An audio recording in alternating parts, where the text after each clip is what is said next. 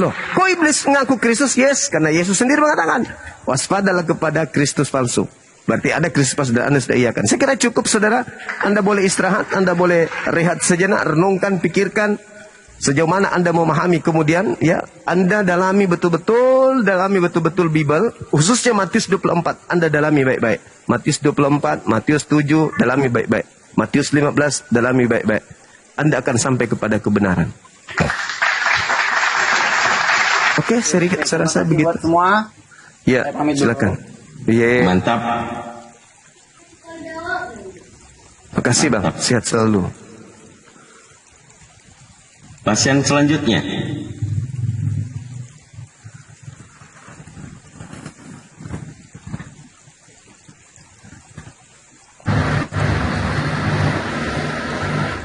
Ya, selamat sore, Junta. Sore, Om. Oh iya, dari Kristen atau Muslim, Bu Junta?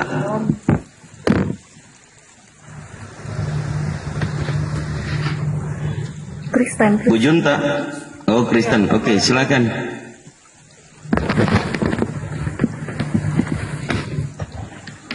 Ini temanya tadi apa ya?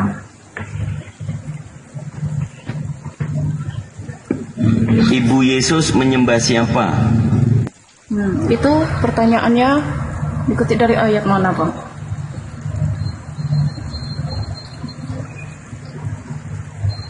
Dari mana abang-abang sekalian tahu kalau Ibu Yesus tidak menyembah Yesus? Sementara sebelum Yesus dikandung, malaikat juga sudah menyampaikan kepada Maria bahwa dia akan mengandung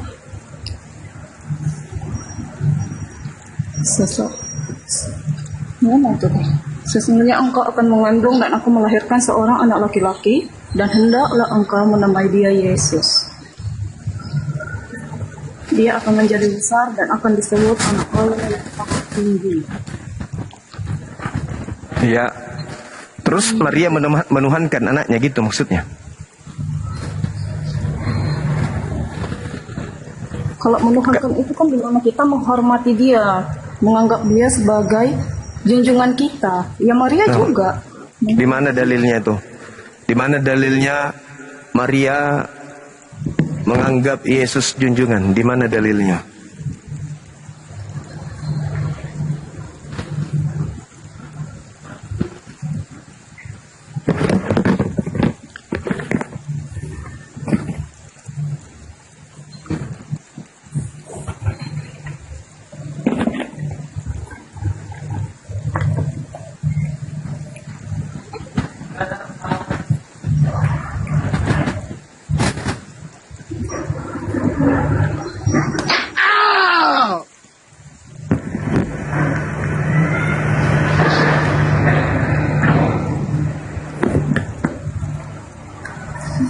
Dalilnya itu sudah lama kali dari mana dia? Kalau Ibu Yesus tidak menyembah Yesus sebagai Tuhan, abang juga dapatnya dalilnya dari mana? Dari mana abang bisa buat opini seperti itu? Karena yang datang kepada Maria itu hanya manusia yang dia kandung. Dari malaikat yang menyampaikan kepada dia, yaitu Roh Kudus atau Gabriel. Engkau akan mengandung seorang anak laki-laki. Bukan Tuhan. Engkau akan mengandung Tuhan laki-laki atau bapak laki-laki, itu nggak ada. Itu sudah bukti. Dan memang tidak ada bukti Maria menyembah anaknya sendiri.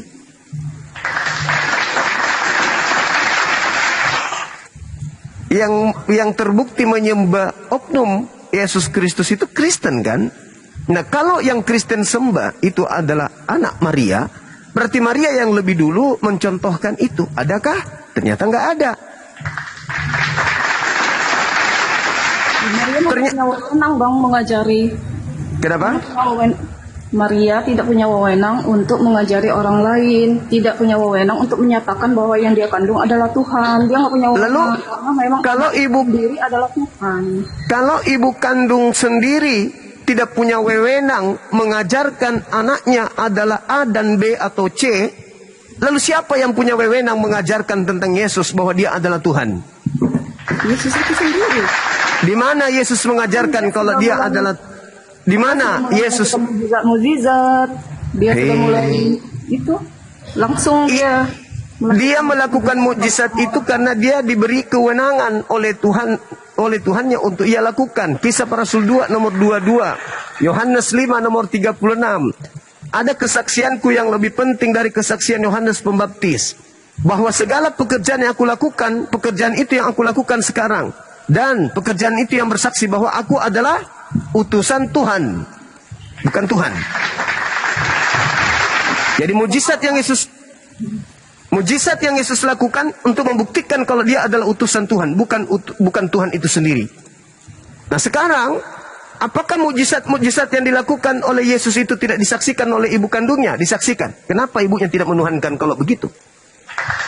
Kalau hanya gara-gara mujizat sampai dia Tuhan, kenapa ibunya tidak menuhankan anaknya?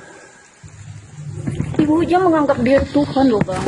Di mana dalilnya ibunya menganggap Ada juga dalil yang menyatakan bahwa Maria tidak menganggap Yesus itu Tuhan. Loh, Justru dia dengan tidak menuhankan dia, berarti tidak menganggapnya Tuhan. Dengan tidak menuhankan, berarti dia tidak menganggapnya Tuhan. Nah, sedangkan Kristen menuhankan Yesus Kristus. Dari mana dalilnya? Siapa yang ngajarin? Sedangkan yang lebih tahu Yesus adalah ibu kandungnya sendiri.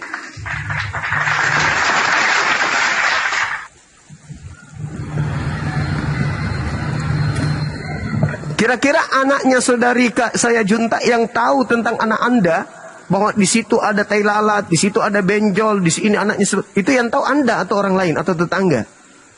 Anda kan? Iya. Nah, tentang Yesus seperti konsep Kristen, yang lebih tahu Kristen atau ibunya? Ibunya yang tahu. Ibunya yang tahu. Anak-anak. Kalau begitu, kenapa ibunya tidak menuhankan? Yesus itu dari kecil sampai dia berumur 30 tahun dia layak. Kenapa ibu yang lebih tahu tentang anaknya tidak menuhankan selayaknya Kristen menuhankan Yesus Kristus? Kenapa? Dia memanggil Yesus Tuhan sewaktu dia. Di mana Yesus, di mana Maria memanggil anaknya Tuhan? Di mana?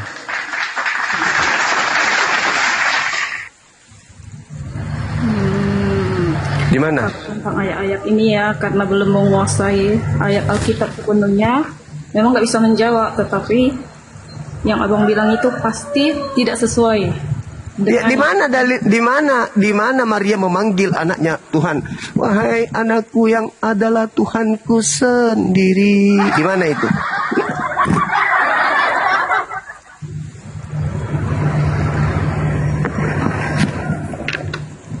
Tuhan, tetek nan. Tuhan, sini. Tuhanku di sini. Tetek sama ibu, gitu. Apa Maria sudah gila juga? Bukankah Maria justru yang gila itu dianggapnya Yesus? Markus 3 nomor 21. Sekarang ibunya ikut-ikut gila gitu. Bang Afida, barakallahu fikum. Yang lebih tahu tentang anak Anda adalah Anda sendiri. Yang lebih tahu tentang anak Maria adalah Maria itu sendiri. Bukan Kristen yang muncul 2000 tahun berikutnya dengan buku-buku yang Maria sendiri tidak tahu tentang buku itu.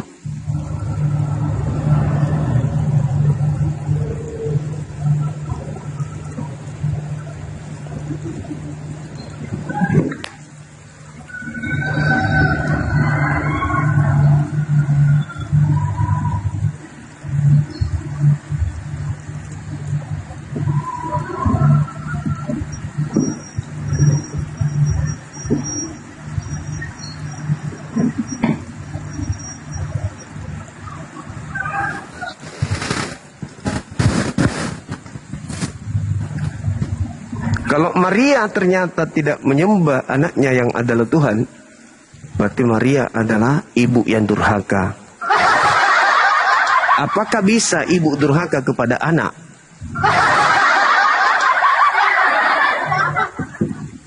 Karena kan sepengetahuan kami juga, kalau yang saya ingat ya, itu Yesus begitu lahir saja sudah mau dibunuh. Jadi wajar saja Yesus ini masih diamankan oleh ibunya, karena banyak orang-orang orang Herodes atau orang apa itu yang dicari-cari setiap anak laki-laki yang akan dibunuh. Jadi memang Justru Yesus ini disembunyikan. Justru ketika dia lahir, orang-orang Majus mau datang menuhankan dirinya. Iya, tapi Raja Herodes mengambilnya. Begitu mendengar kabar itu, jadi dia disuruh lari ke Israel untuk bersembunyi bersama Yusuf juga kan bapaknya, tapi kan bukan bapak kandung ya. Jadi maksudnya Tuhan ketakutan, ibu Tuhan ketakutan kalau Tuhan ini bunuh sama orang gitu maksudnya. Ya, memang udah disuruh pergi, memang sudah disuruh pergi. Ya, terus kenapa disembunyikan kalau dia adalah disembunyikan kalau dia adalah Tuhan? Dia masih bayi. Memang Kan pada masa ujung-ujungnya- itu anak-anak laki-laki, semua yang anak laki-laki yang lahir dibunuh. Ya, ujung-ujungnya kan lebih bagus lagi kalau dibunuh untuk nebus dosa. Yang nggak gitu konsepnya, berarti nanti manusia belum tahu segala firman yang dia curahkan. Ya, Segala firman yang apa? belum Apa ada yang- kalau misalnya gini? Kalau misalnya dia mati, dibunuh pada saat dia bayi, kan tujuannya ke dunia ini untuk menebus dosa manusia katanya. Dia serba dulu dengan manusia itu, berbaur dulu dengan manusia itu untuk mengajari itu kan- manusia itu tentang hidup yang benar. Lah hidup benar gimana? Kan sudah menebus dosa biar hidup tidak benar. Kalau dosa sudah ditebus buat apa lagi hidup benar? Kalau manusia tidak menyaksikan manusia, percaya. Kan Dosa dihapuskan dengan darahnya Yesus. Siapa yang kemudian hidup di dunia sebagai manusia keturunan Adam, dengan darah Yesus semua dosa sudah ditebus kan? Anda baca di dalam kitab saudara 1 Yohanes 1 nomor 2. 1 Yohanes 2 nomor 1. Kan jelas itu. Anak-anakku, janganlah engkau berdosa. Tetapi ketika engkau berdosa, ada Yesus yang mendamaikan dosa kita. Bukan hanya dosa kita, tapi dosa dunia. Dosa dunia loh yang ditebus. Jadi ketika dia mati pada saat bayi, ya dosa dunia ditebus. Bebas. yang nggak ada yang percaya, belum ada, dia ini belum melakukan apa-apa pada saat dia Lalu melakukan buat itu. lalu buat apa? Lalu buat apa dia datang kalau dia milih-milih gitu loh. Buat apa kalau dia datang milih-milih? Sedangkan apa yang dituangkan kemudian itu tidak masuk akalnya manusia. Dia mengimani, ya masa dia masuk akal. Dia kan bukan Di mana berarti- coba? Di mana masuk akalnya Tuhan datang ke bumi bunuh diri untuk nebus dosa manusia sementara dia adalah Maha Pengampun? Yang pengampun yang sudah membunuhnya. Tetapi Iya. kan dia memperingatkan kepada orang-orang yang berbuat dosa. Dia menebus dosa dengan cara bunuh diri, itu apa faedahnya coba? Kan dia bukankah- bunuh diri, Bang. Dibunuh oleh orang-orang yang jahat, yang serakah. Dia datang tahu enggak tujuannya datang ke bumi? Ya, untuk menebus dosa manusia. Dengan cara dibunuh. Lakukan jalan yang benar. Dengan cara dibunuh. Itulah cara yang dilakukan manusia yang Ya jahat. berarti dia tahu kalau dia akan datang, dan kalau dia datang pasti dibunuh. Berarti dia sudah tahu. Begitu dia datang pasti dibunuh, berarti dia tahu datang bunuh diri. Iya, tetapi kan tidak langsung dibunuh. Dia harus melalui Melalui semua apa? penderitaan itu, derita cambuk, derita Begitu. pengkhianatan. Begitu syarat menghapuskan dosa itu dia harus dicambuk dulu, Itu bukan syarat diludahin. menghapus dosa, Bang. Lalu apa? Itu bukan syarat menghapus dosa. Lalu apa? Apa ilmu yang bisa kita dapatkan? Apa ilmu yang bisa kita dapatkan? Dicambuk, diludahi, ditampar, ditonjok, ditelanjangin, digantung, ditombak. Apa itu? Ajaran apa itu? Apa yang bisa kita dapat dari situ? Apa yang bisa kita petik? Orang serakah lah itu, yang jahat itu, yang membunuh Ya dia itu. apa yang bisa dipetik dengan Tuhan ditombak, Tuhan diludahin, Janganlah Tuhan kamu ditonjok? hidup. Janganlah kamu hidup menurut kedaginganmu agar apa Ya yang Tuhan, terjadi Tuhan, padamu tidak Tuhan loh, Tuhan. Tuhan, luar biasa nggak kalau Tuhan itu ditampar? Luar biasa nggak? Ya, itulah supaya manusia bisa tahu betapa besar pengorbanannya buat manusia ini. Lah, nggak ada pengorbanan kalau Tuhan. Ya, itulah Apakah pengorbanan. apakah berarti jika Tuhan itu mati? Berarti nggak Tuhan mati? Berarti dia, buktinya banyak manusia yang sadar. Yang berarti itu kalau manusia yang mati. Manusia mati untuk manusia lainnya itu baru berarti. Tapi kalau Tuhan yang mati untuk manusia, nggak ada yang berarti di situ, namanya Tuhan. Ya, berarti lah, biar manusia itu hidup lurus sesuai dengan yang difirmankannya. Berarti Bagaimana ceritanya? Bagaimana ceritanya berarti? Bagaimana ceritanya berarti Tuhan mati? Bukankah Tuhan itu bisa menghidupkan dirinya sendiri? Bukankah Tuhan itu maha hidup? kan dia mau bangkit lagi. Iya, berarti tidak ada artinya. Tidak ada artinya berarti. Yang berarti itu kalau manusia mati untuk manusia, itu baru hebat. Setelah kematiannya baru berita tentang kebesarannya baru menyebar ke seluruh dunia. Terbukti bahwa dia Kenapa bukan ibunya sendiri? Kenapa bukan ibunya sendiri yang mengajarkan itu? Kenapa bukan ibunya? Maria itu tidak punya hak atas Yesus karena dia juga kan dianugerahkan, dikaruniakan. Bukannya dia yang pertama kali didatangi oleh malaikat? Ya, Bukankahnya dia? Untuk mengandung Yesus ini. Nah, setelah itu dia tidak tahu. Setelah itu dia tidak tahu kalau anaknya ini adalah Tuhannya, gitu. Ya dia sudah tahu itu anak yang sudah diutus Tuhan. Diutus Tuhan atau Tuhan? Mana yang betul? Dia tahu itu. Maksudnya apa ini? Dia Tuhan atau utusan Tuhan? Gimana sih? Dia Tuhan, Allah itu sendiri. Dia Tuhan adalah Allah Tuhan itu. Kan kita mengagungkan dia. Iya, artinya Maria tahu kalau anaknya ini adalah Tuhan itu sendiri. Ya tahulah dia. Di mana itu? Di mana dalilnya? Di mana dalilnya? Berani berbuat apa-apa. Di mana dalilnya? Dalil.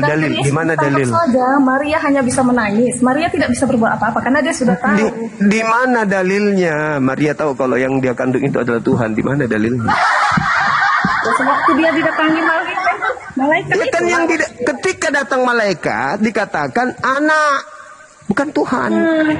Ya, Dikatakan anak manusia yang kau kandung itu adalah anakmu.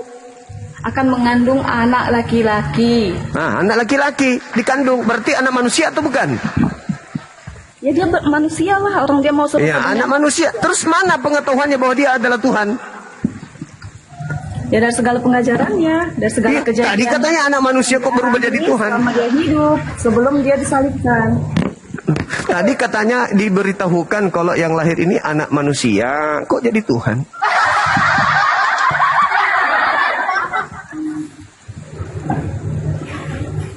Maria intinya tidak tahu menahu kalau anaknya ini ternyata Tuhan, kan gitu? Sudah tahu. Di mana dalilnya? Malah kalau Anda membaca Markus 3:21, ibunya menganggapnya orang gila. Markus 31. Markus 3:21. Markus 3 ayat 21. Iya, Sebentar, saya baca dulu. silakan.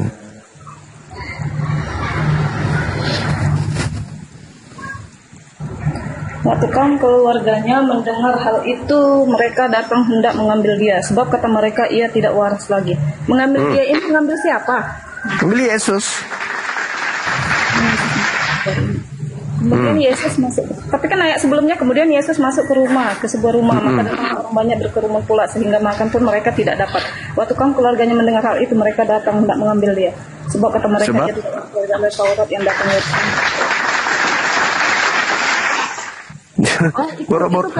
itu karena kehebatannya, Bang. Makanya dia dianggap gila karena dia telah melakukan banyak mukjizat. Nah, banyak orang tidak percaya. Jadi karena dia banyak melakukan mukjizat, bukannya dianggap Tuhan, malah dianggap orang gila, betul? Nah, itu orang itu Keluarganya.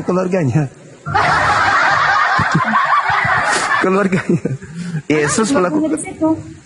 Lah. Nomor 21-nya itu siapa rupanya? Bukan keluarganya. Keluarganya ketika melihat Yesus anaknya ini melakukan banyak mujizat, bukan menganggapnya Tuhan, menganggapnya orang gila. Karena itu kan ahli-ahli Taurat itu, ahli-ahli Taurat yang lain, ini jadinya tidak Keluarganya lagi loh. orang tersebut semenjak Yesus ada di situ. Keluarganya loh, keluarganya. Keluarganya termasuk oleh ahli-ahli Taurat yang ada di situ. Iya, keluarganya. Makanya ahli Taurat pula Anda sebutkan. Berarti ahli Taurat ada nggak memahami Tuhan datang ke bumi memberikan mujizat? Yesus mengajarkan dirinya utusan Tuhan, bukan Tuhan. Maka ditolak. Tapi keluarganya justru menganggapnya gila. Kan gitu.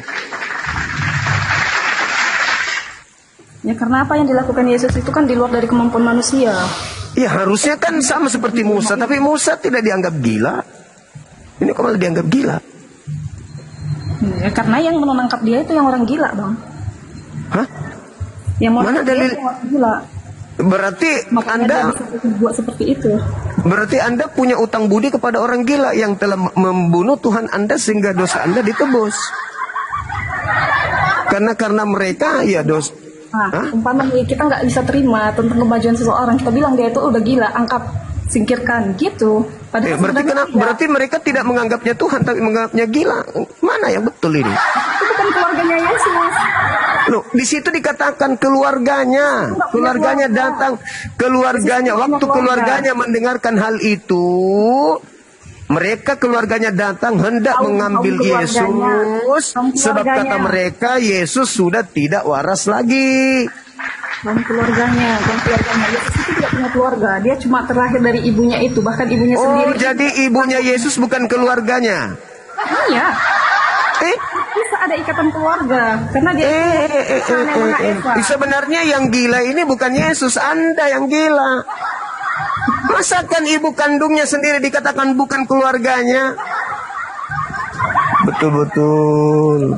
Ini kaum keluarga. ajaran Kristen ini memang bukan keluarga membuat intinya. penganutnya gila memang. Orang apa yang terlalu gila karena terlalu ingin menjatuhkan kita. Bukan menjatuhkan, orang sudah jatuh dari sononya kok jatuhkan lagi. Mana bisa dijatuhkan sesuatu yang sudah jatuh? Anda mengatakan bahwa Maria tidak ada hubungan keluarga dengan anak kandungnya sendiri. Itu gila atau waras? Yang tadi ingin menangkap Yesus. Iya, tadi Anda mengatakan Yesus tidak punya keluarga. Bukan keluarga inti. Berarti Yesus jelas-jelas lahir dari ibu kandungnya. Anda lebih Tuhan daripada sang Bapa. Sang Bapa mengatakan lahir dari ibu kandungnya seorang perawan bernama Maria. Anda mengatakan Yesus tidak punya keluarga. Iya, Yesus dia cuma terlahir dari seorang darah Maria. Iya, Bunda Maria. Jadi pecah kepalaku. Maria tidak punya anak rupanya. Pecah kepala saya. Aduh. Ya, cuma Yesus itu. Terus dengan Maria, hanya itu aja yang ada hubungan. Yang lain-lain nggak ada keluarganya. Jadi yang dikatakan yang kaum keluarga itu ya bukan keluarga Yesus. Pusing saya. Nggak ada ikatan darah dengan orang lain. Makin kecil. Betah banget ya Bang Juma dari tadi kok ketawa betah banget. Maria tidak punya keluarga. Gimana ini teman-teman?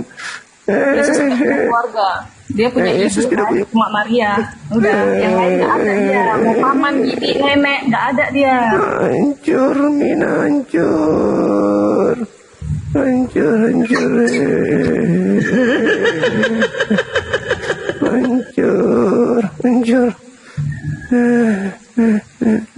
Menderita saya kok buat dek.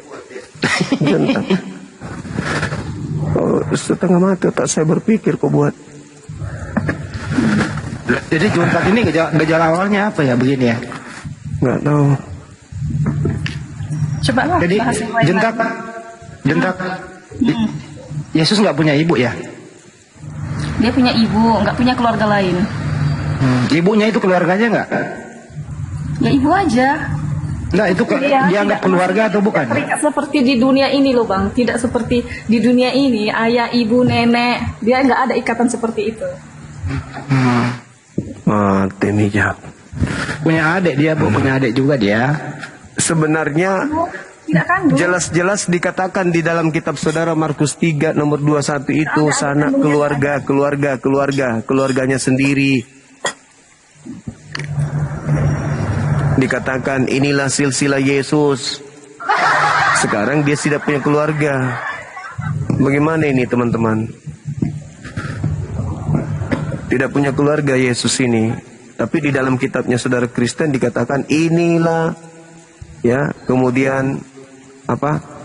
Silsilah Yesus. Silsilah itu apa sebenarnya? Itu keturunan itu. Itu keturunan. Pusing juga kita Menurut dibuat dari ini. bangsanya. Di mana Salah jalan? terjemahan. Mati ya. Hancur Mina. Salah terjemahan. Hancur. Sudah ya, jadi kesimpulannya Kristus yang kalian sembah itu bukan anak Maria. Itu Kristus yang bukan. Berarti Anda menyembah anak manusia gitu. Menyembah anak manusia. Tuhan itu sendiri. Nah, itu karena Anda memaksakan Kristus yang Anda sembah itu seakan-akan anak Maria. Makanya Anda memaksakan.